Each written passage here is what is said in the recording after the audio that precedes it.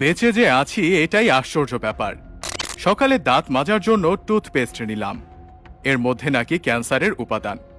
নাস্তায় একটু পরোটা খেলাম, সেটাও আবার ভেজাল তেলে ভাজা। সুন্দর দেখে একটা কলা খেলাম, তাও আবার কার্বাইড দিয়ে পাকানো। চাঙা হওয়ার জন্য এক মগ কফি নিলাম, সেটাই নাকি কফির গুঁড়ো কম, তেঁতুল বীজের গুঁড়ো বেশি।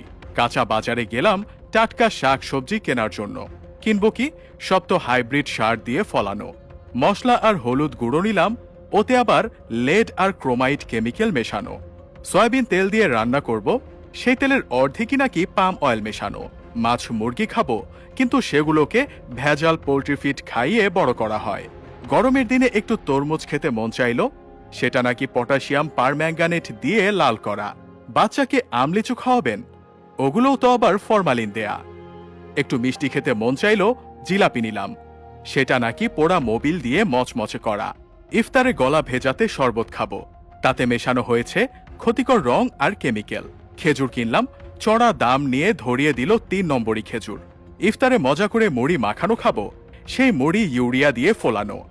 সরিষার তেল দিয়ে মাখিয়ে খাবো ভেবেছিলাম, সেই তেলেও তো ভেজাল। সুন্দর দেখে বড় বড় পেঁয়াজু কিনেছিলাম, খেয়ে মনে হলো বড়া খাচ্ছি। আলুর চপে আলুর নামগন্ধ নেই, বেগুনিতে বেগুন খুঁজে পেলাম না। সবজি চপ মুখে দিয়ে মনে হলো খড়কুটো চিবাচ্ছি। প্রোটিনের জন্য গরম দুধ খাওয়া দরকার, কিন্তু গাভীর পিটুইটারি গ্রন্থিতে ইনজেকশন দিয়ে নাকি অতিরিক্ত দুধ দোয়ানো হয়, তারপর আবার মেশানো হয় 1 বালতি পানি। এত ভেজাল খাওয়ার পর দু একটা ঔষধ না খেলে তো শরীর টিকবে না। কিন্তু ঔষধ যে খাবো, বেশিরভাগ ঔষধ খেলেই হয় সাইড ইফেক্ট, বাকিগুলো আবার শরীরে কাজই করে না। ওষুধ খাচ্ছি নাকি স্বাদবিহীন কাশির ট্যাবলেট খাচ্ছি, সেটাও একটা সন্দেহ।